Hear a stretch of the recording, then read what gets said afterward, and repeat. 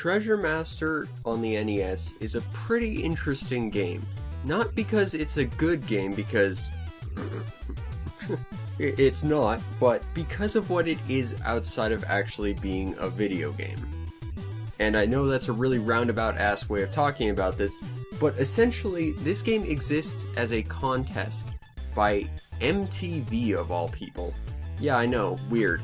The idea was you threw like 60 or however many dollars it was to purchase this back in the day down, played the game a bunch of times, and never quite beat it, mainly because you couldn't ever get to the end.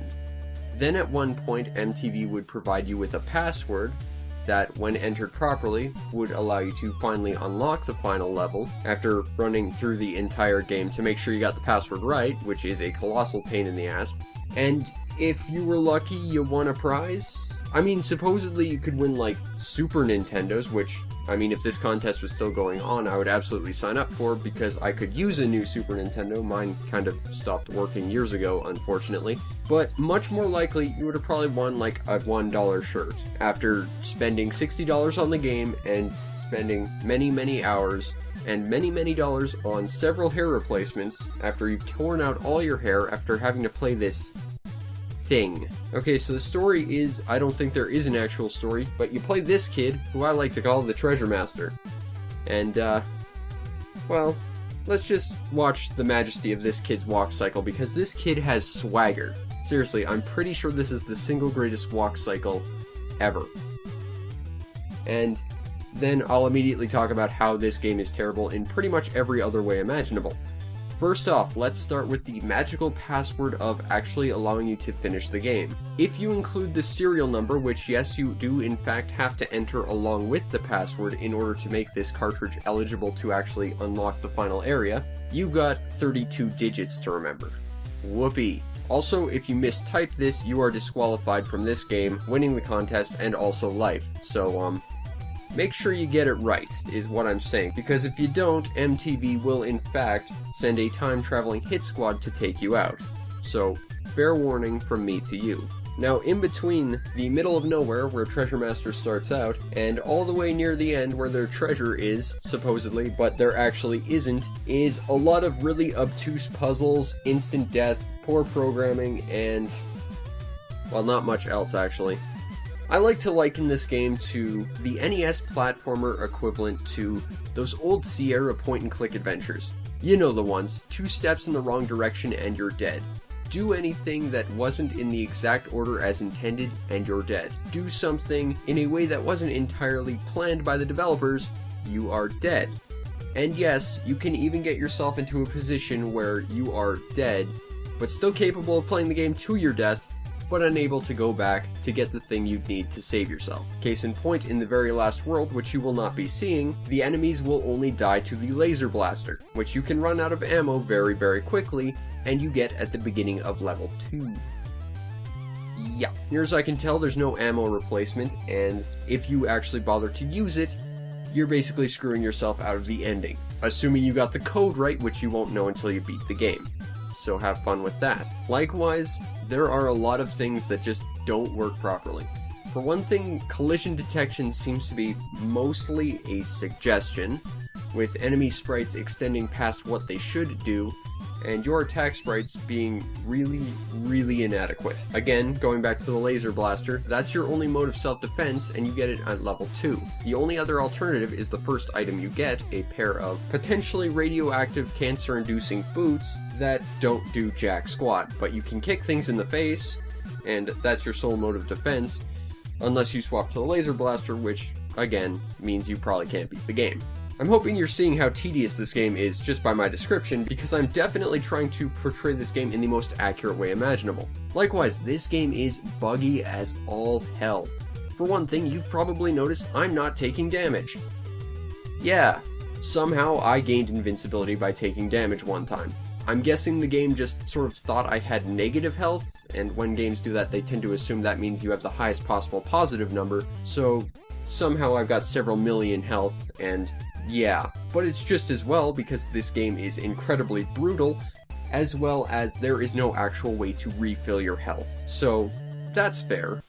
Also, if there was a way to refill your health, it's dying, which you have a very limited number of lives, so you can't be messing around with dying too often, despite the fact that this game likes to throw instant death at you at every corner, especially if you get a puzzle wrong or you just happen to go in the wrong direction without the proper equipment, which is fun to discover, of course. Even the puzzles in this game are kind of unintuitive. For example, in World 3, you get a magic apple. I mean, okay, what do you do with this? You eat it, you go to sleep, you give it to a monster, they eat it, they go to sleep, what do you do? Well, nope.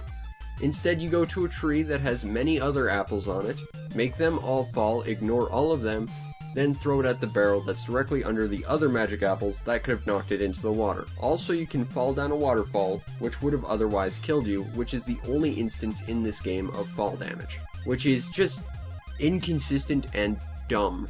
Oh, and to just show how incredibly awful and buggy this game is, ropes. Things that are typically hanging above giant spiky death pits, yeah, they tend to actually detect the fact that you're touching them like 1 out of 20 times. Yep. This is definitely the pinnacle of proper programming and game design. Essentially everything in this game is out to get you, and when it's not out to get you, it's desperately trying to not work properly and get you still. And that actually does end up bleeding into the presentation a little bit, if you can believe it. In level 3, there's actually a background that looks exactly like the bullets the enemies on it shoot at you. I mean, my character's invincible and I'm still having trouble grasping what's happening. There's no rhyme or reason to this. This is just a terrible design decision. And honestly, World 3 and World 1 look pretty much exactly the same, except World 3 now has giant mushrooms and also a door you have to go through that's behind one of them that you'll never ever see. So that's fun. Beyond that, you have space, which is the one really interesting world, as well as the inside of an NES cart, I'm guessing, which has spikes, but it doesn't look like the actual spikes you think they are, because those are the spikes below the things that actually look like spikes but aren't. Also, it's nigh impossible to tell what you're supposed to be climbing on the computer chip stage, so that's fun.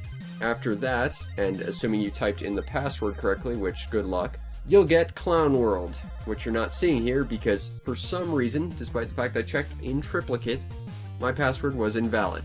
So maybe the password recognition is glitched or I'm just bad at passwords, both entirely possible. Now the audio portion of the presentation is kind of a mixed bag.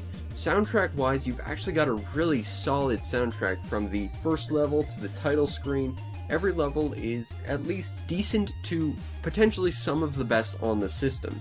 And that really hurts because that's probably the one truly positive thing this game has going for it. The sound effects, on the other hand, are at best kind of just worth ignoring, and at worst straight up grating. And it's even worse when it interferes with the soundtrack, blocking out the music to have to listen to the character kicking or explosion-y sounds, which are definitely not entirely completely teeth-grittingly annoying, but they are. And overall, that's Treasure Master, a game on the NES that, unless you're like masochistically curious about or want a complete NES library, it's not really worth picking up. Well, except for the box art, which is like some of the most 90s box art I've ever seen. It's fantastic. Oh, and that walk cycle. But beyond that, literally nothing about this game is enjoyable. It's glitchy, it's not fun, it's very stringent, and even when it's being stringent in how you're supposed to do things, it'll still probably kill you. If you actually sincerely do want this game, it's not wildly common, but it's also not very much wanted, but it's also not good, so yeah. It does tend to fluctuate in price. I've seen it as low as like $15 to as much as like $50, but even at its lowest point, I wouldn't say this game is all that worth it. Because at the end of the day, Treasure Master is a contest by MTV that I'm pretty sure no one won, because they were too busy spending their money on hair implants after tearing it all out for playing this thing, and also replacement controllers because this game is such a piece of crap. Which is a shame, because had I managed to actually type the password in properly and get to the final level, I might have been able to win a Super Nintendo, which I could definitely use to play many much better games than Treasure Master.